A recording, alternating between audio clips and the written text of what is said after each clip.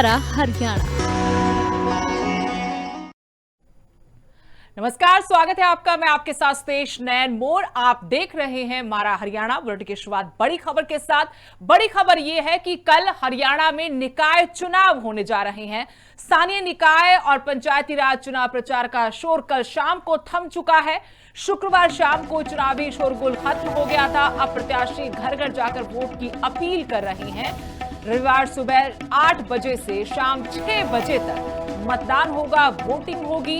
EVM से मतदान प्रक्रिया संपन्न कराई जाएगी। महापौर और अध्यक्ष के लिए गुलाबी मतपत्र होगा। वोट सदस्यों के लिए सफेद मतपत्र का इस्तेमाल किया जाएगा। मतपत्र पर उम्मीदवार की फोटो भी छपी होगी। नोटा का विकल्प भी मिलेगा मतदाताओं को। अंबाला, पंचकुला और सोनीपत में मेयर और पार्षद चुनाव है। रेवाड़ी और अन्य जो नगर पालिकाएं हैं वहां पर भी मतदान होगा। हिसार और कैथल में ग्राम पंचायत चुनाव है। 528 खाली सीटों पर भी उपचुनाव कराया जाएगा। मतगणना 13 मई को होगी। सुबह 8 बजे से मतों की गिनती का काम शुरू हो जाएगा। पंचायती राज के नतीजे मतदान के तुरंत बाद आने शुरू हो जाएंगे।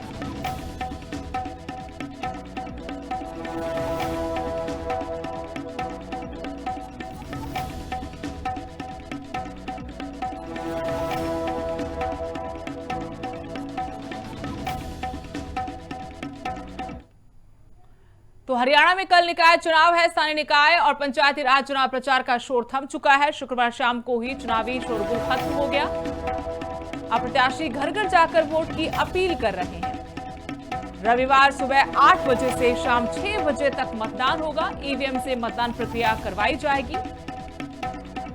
महापौर और अध्यक्ष के लिए गुलाबी मतपत्र होगा। वोट सदस्यों के लिए सफेद मतपत्र होगा। मतदान को लेकर आपको बता दें कि मतपत्र पर उम्मीदवार की फोटो भी होगी और इसमें नोटा का भी विकल्प रहेगा। कांग्रेस, बीजेपी, आईएनएलडी, आम आदमी पार्टी की तरफ से पूरी ताकत झोंकी गई है इस चुनाव प्रचार के दौरान।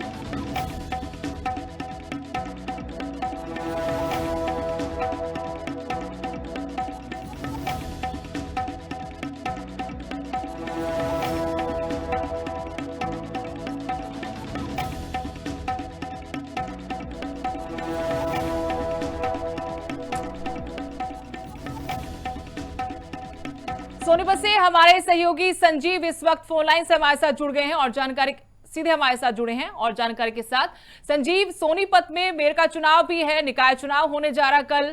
क्या तैयारियां हैं चुनाव आयोग की तरफ से और जो चुनावी माहौल रहा उसको देखते हुए क्या विश्लेषण करना चाहेंगे? क्या समीकरण बन रहे इस बार? चुनाव प्रचार थम चुका है और कल 10 मई को वोटिंग होनी है। उस पश्चात 13 मई को रिजल्ट आ जाएगा। यहाँ पर बात करें तो सोनीपत में भारतीय जनता पार्टी और कांग्रेस के बीच कड़ी टक्कर देखने को मिल रही है। कहीं किसी किसी वार्ड में निर्दलीय जो प्रत्याशी हैं उनका भी वर्चस्व काफी है और सभी ने अपने चुनाव प्रचार में काफी जोश के साथ उन्होंने अपना चुनाव प्रचार किया है।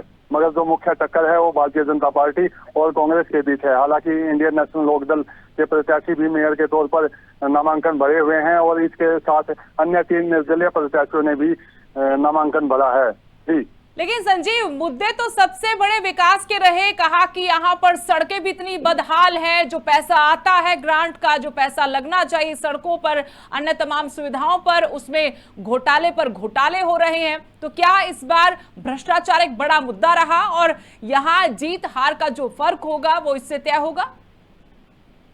जी बिल्कुल, भ्रष्टाचार की बात करें तो भ्रष्टाचार एक बड़ा मुद्दा यहाँ पर रहा है। कांग्रेस के जो शीर्ष नेतृत्व और जो रोहतक के सांसद दीपेंद्र हुड्डा स्टार प्रचारक के रूप में पहुंचे थे, उनके साथ साथ भूपेंद्र हुड्डा थे, राज्यसभा पर जो पूर्व सांसद है वो भी पहुंचे थे। सभी ने एक मत में कहा कि भ्रष्टाचार एक बड़ा मुद्दा है और जो नगर निगम है उन्हें भारतीय जनता पार्टी ने भ्रष्टाचार का गढ़ बना लिया है।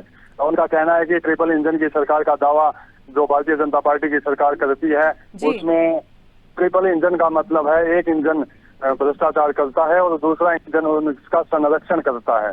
जी शुक्रिया संजीव तमाम जानकारी के लिए। तो कल चुनाव के लिए मतदान होना है, कल चुनावी शोर थम चुका है और अब नजरें हैं कि चुनाव परिणाम क्या आएगा। आपको बता दें कि कल सुबह 8 बजे से वोटिंग शुरू हो जाएगी और देखना होगा कि यहाँ पर कौन से मुद्दे हावी रहेंगे, जनता किसे चुनकर अपना प्रतिनिधि बनाएगी। निकाय चुनाव होने जा रहा है और पूरी तैयारी चुनाव आयोग की तरफ से की गई है। सुरक्षा के भी खास बंदोबस्त किए गए हैं। फ्लैग मार्च इससे पहले कई जगहों पर निकाला गया ताकि लोगों में विश्वास पैदा किया जाए कि शांतिपूर्ण तरीके से चुनाव संपन्न होगा। लोगों से भी अपील की है शांतिपूर्ण तरीके से लोकतंत्र के इस पर्व में हिस्सा लें।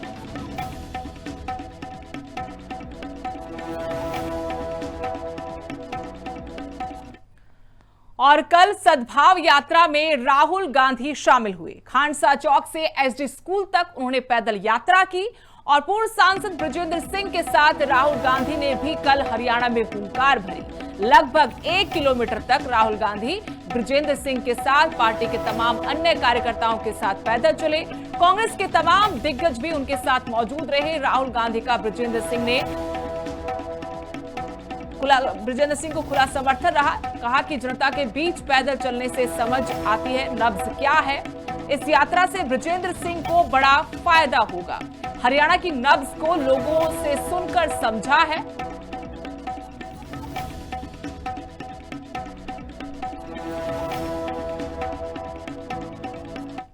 बधाई देता हूं अपने अजीज ब्रजेंद्र को, जो इन्होंने इतनी मेहनत करके आज यहाँ तक पहुंचे हैं। यात्रा की बहुत बहुत बधाई।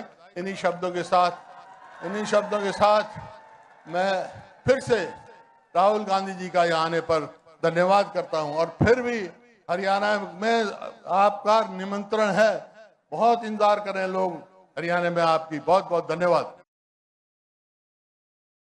आपने उसी प्रकार हरियाणा में ये यात्रा की, जनता के बीच में गए, हरियाणा की सड़कों पे चले और आपको इस यात्रा से बहुत फायदा होगा, क्योंकि आपको हरियाणा का जो पल्स है वो आपने मतलब लोगों से सुनकर समझा है। और मेरी सोच है कि कांग्रेस पार्टी में हर प्रदेश में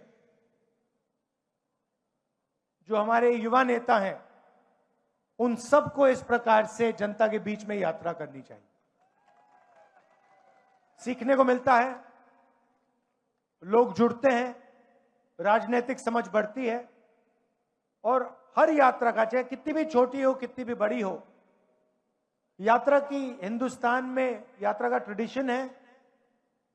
तो यात्रा का जनता को और जो यात्रा करते हैं उनको फायदा होता है। देखिए, हरियाणा के बारे में आप मुझसे अच्छा जानते हो। यहां का चुनाव बीजेपी ने चोरी किया। मध्य प्रदेश, हरियाणा, महाराष्ट्र, अब बंगाल, असम, इन्होंने सिस्टम बना लिया है चुनाव चोरी करने का।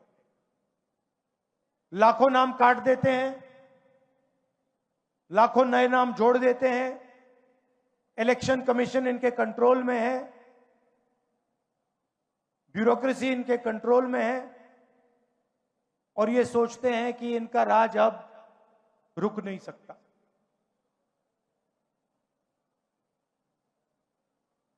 मगर टाइम आने वाला है इनका।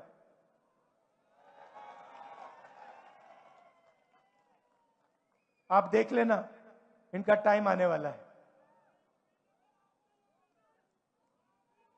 क्योंकि जनता को यह बात समझ आ गई है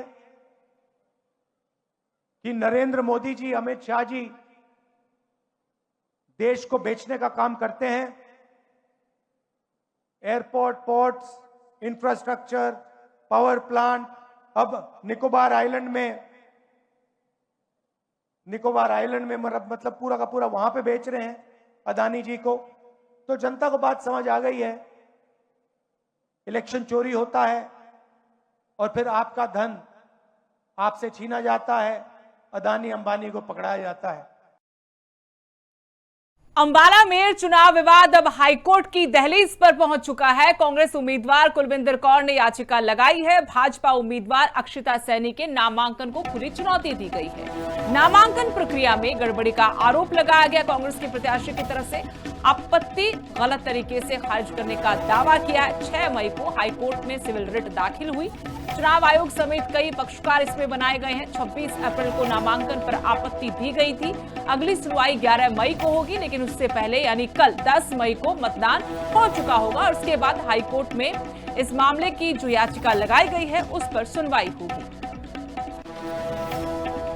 तो अंबाला मेयर चुनाव विवाद अब हाईकोर्ट पहुंचा है। कांग्रेस के प्रत्याशी की तरफ से बीजेपी प्रत्याशी अक्षिता सैनी के नामांकन को चुनौती दी गई है।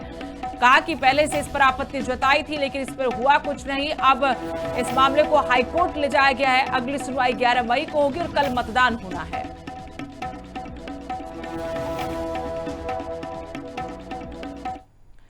रेवाड़ी में भी शुक्रवार को चुनाव प्रचार थम गया। आज उम्मीदवार घर घर जाकर वोट की अपील कर रहे हैं। भाजपा की तरफ से आरती राव ने, जो कैबिनेट मंत्री हैं, उन्होंने चुनावी प्रचार की कमान संभाली। कांग्रेस के चिरंजीव राव ने प्रचार किया अपने पार्टी के प्रत्याशियों के हक में। प्रचार के आखिरी दिन कोई बड़ा नेता नहीं पहुंचा। प्रशासन ने मतदान की तैयारियां अपनी तरफ से पूरी कर रखी हैं। पुलिस भी अलर्ट मोड पर है।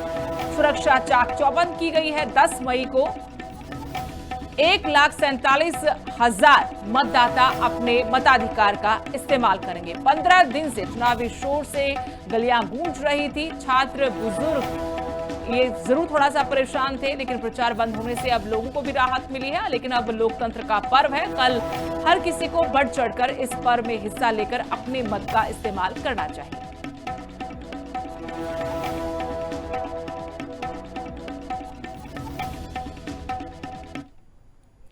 और केंद्रीय मंत्री कृष्णपाल गुर्जर पलवल पहुंचे थे। अधिकारियों के साथ यहां पर मंत्री ने बैठक ली।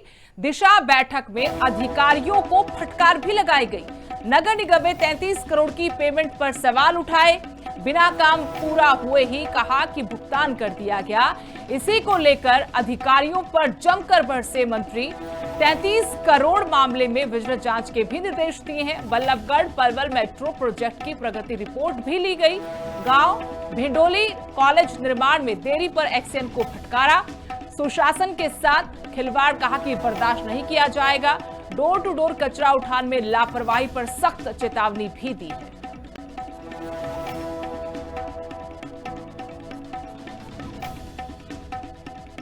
एजुकेशन की है, हेल्थ की है, इरिगेशन की है, बिजली की है, सारी है। सब पर काम चल रहा है।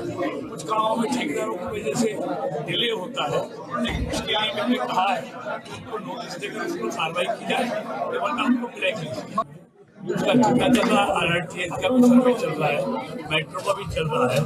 दिल्ली में फिर से बैठक करके उसे आगे किया काम है कि अधिकारी सरकार काम के लिए कहती है वो इम्प्लीमेंट करती है। ऐसा कोई नहीं है कि सरकार के काम में कोई रोड़ा है। ये जनता का पैसा है, इसका दुरुपयोग नहीं होना चाहिए। जनता के एक एक पाई का हिसाब होना चाहिए, दुरुपयोग नहीं होना चाहिए। अगर कोई जनता के पैसे का दुरुपयोग करेगा तो निश्चित तौर पर उसकी जांच होगी और जांच में दोषी पाया जाएगा तो निश्चित तौर पर कार्रवाई होगी। मामला है वो निपट जाएगा।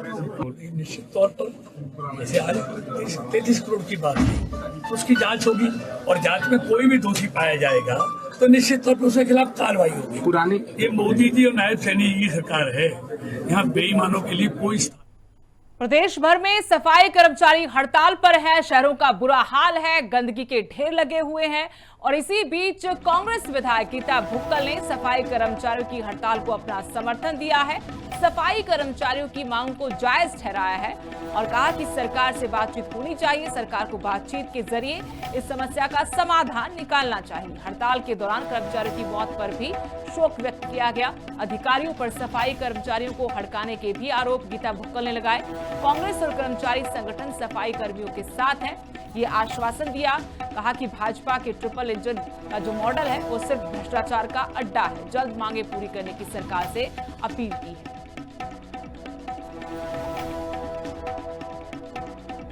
देखिए, इस समय नगर परिषद झज्जर में सफाई कर्मचारी हमारे लगातार 8-9 दिन से धरने पर है और पूरे प्रदेश में ये धरना जो है लगातार चल रहा है। बड़ी दुख की बात है, सफाई अभियान की स्वच्छता की बात करने वाली सरकार ने जो है इनके साथ बहुत बड़ा अन्याय किया है।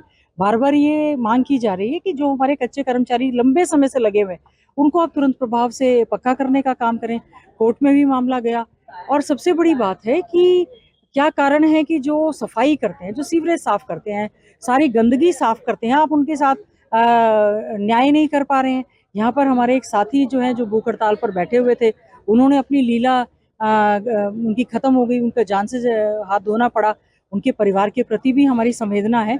सरकार से मांग करती हूँ परिवार में नौकरी भी और उनको जो है पैसा भी दिया जाए, उनको सहायता आर्थिक तौर पर भी दी जाए, क्योंकि कॉर्पोरेशन का अलग फंड होता है। इनको ट्रिपल इंजन की सरकार चाहिए। इंजन है केवल भ्रष्टाचार का अड्डा बन चुका है। तो हम ये चाहते हैं कि हम इसको जो है, इनको सफाई कर्मचारियों की नियुक्ति पक्की होनी चाहिए और जो ऑलरेडी लगे हुए हैं उनको पक्का किया जाना चाहिए और जो भी इनकी मांगे हैं पूरी तरह से सरकार इनकी मांगे माने। इसीलिए हम लोग सभी साथी जो हैं यहाँ पर जो है इनके समर्थन में आ जाए हैं। पूरे हरियाणा में ही सफाई कर्मचारी हड़ताल पर गए हुए हैं। 4 दिनों के लिए फिर से हड़ताल को बढ़ा दिया गया। पहले से चेताया था अगर सरकार मांगे नहीं मानेगी, 17 सूत्रीय मांगे हैं तो अनिश्चितकाल के लिए हड़ताल पर चले जाएंगे। अब 4 दिन के लिए हड़ताल को बढ़ा दिया है। कर्मचारियों ने सरकार को 10 मई तक का अल्टीमेटम दिया।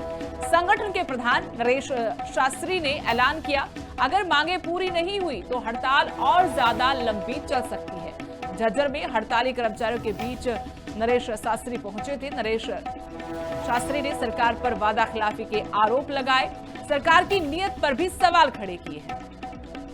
भिवानी, सिरसा, यमुनानगर, करनाल, फतेहाबाद, कलायत, गुरुग्राम, रोहतक की ये अलग अलग 8 तस्वीरें आपको इस वक्त दिखा रहे हैं जहां सफाई कर्मचारी हड़ताल पर है। दूसरी तरफ शहर पूरी तरह से कूड़े के ढेर में तब्दील हो चुके हैं, कचरे का अंबार लगा हुआ है और आम जन बुरी तरह से परेशान है। अगर हड़ताल ऐसे ही चली तो और ज्यादा बुरे हाल हो सकते हैं शहरों के। अभी तक सरकार की तरफ से बातचीत का सिलसिला भी क्योंकि शुरू नहीं हुआ है और ऐसे में 4 दिन के लिए और हड़ताल को बढ़ा दिया गया है।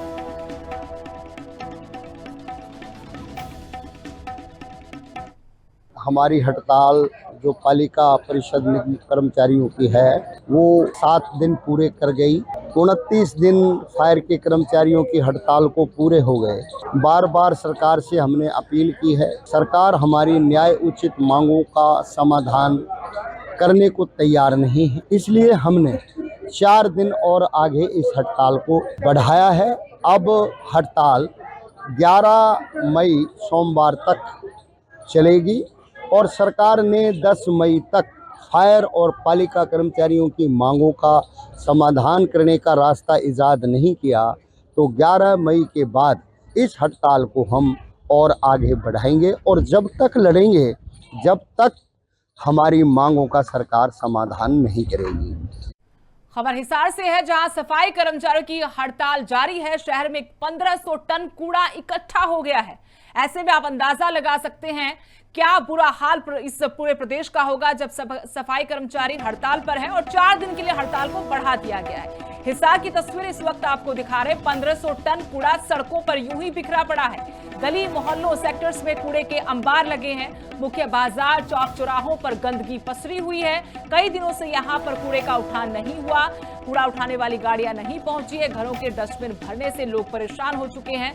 दुकानदारों मार्केट के लोगों का भी बुरा हाल है। मुश्किलें बढ़ चुकी हैं। कूड़े के कारण बीमारियां फैलने का खतरा दूसरा मंडरा रहा है। विनोद जोहर ने प्रशासन से भी जल्द समाधान की मांग की है।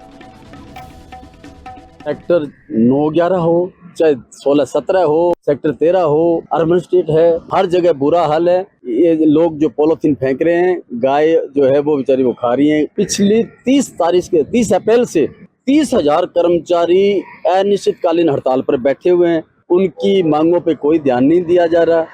उनकी सहानुभूति पूर्वक उनकी मांगों को सुने और उनकी इस समस्या का जो हल निकाले। वो जो सफाई कर्मी है वो तो बहुत बड़ा हमारे लिए जो वो काम कर रहे हैं वो कोई नहीं कर सकता। आप लोग तो रुमाल मुंह पर रख के निकलते हैं और वो तो बेचारे हाथ से उठाते हैं। और ये आगे तो अगर इसका कोई समाधान नहीं निकला तो ये और बढ़ेगा। फरीदाबाद में वकीलों की हड़ताल चल रही है। जज पर वकीलों से दुर्व्यवहार के आरोप लगाए गए हैं। हड़ताल से कोर्ट का कामकाज प्रभावित हो रहा है। बार एसोसिएशन ने काम पूरी तरह से ठप रखा। माफी और आदेश वापस लेने तक कहा कि हड़ताल जारी रहेगी। वकील ओमवीर धनखड़ ने जज के व्यवहार पर सवाल उठाए।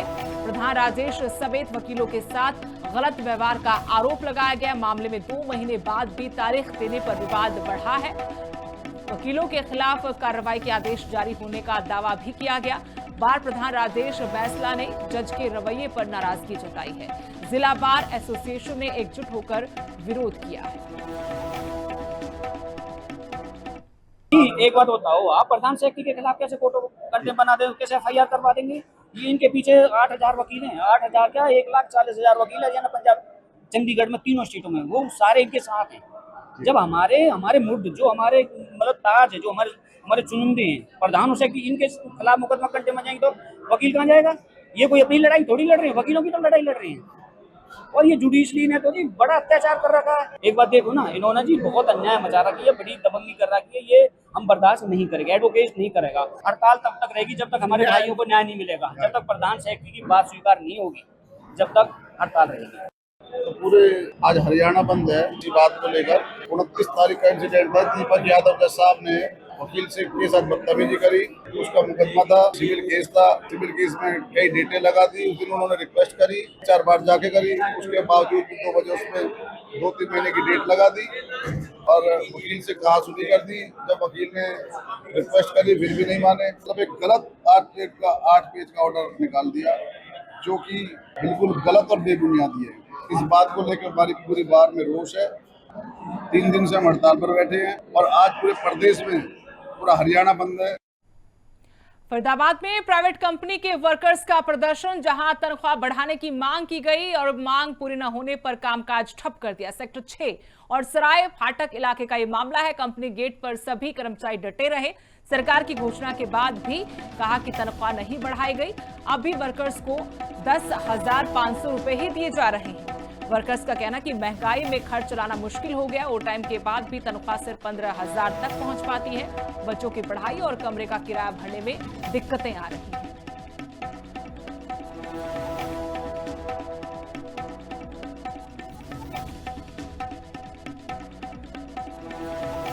पूरे आवर देते, हमें जब भी बुलाया जाता हम इनके साथ कॉर्पोरेट करते हैं। फिर हमारी भी तो महंगाई है ना, हमारा रेंट बढ़ रहा है, बच्चों का स्कूल फीस बढ़ रहा है, हम कहाँ से कॉर्पोरेट करेंगे? 10-12 हजार में थोड़ी ना सरकार ने क्यों बढ़ाई हमारी सैलरी? पूरे आवर देते, हमें जब भी बुलाया जाता हम इनके साथ कॉर्पोरेट करते हैं। फिर हमारी भी तो महंगाई है ना, हमारा रेंट। और अभी के लिए हमारा हरियाणा में फिलहाल इतना ही। नमस्कार।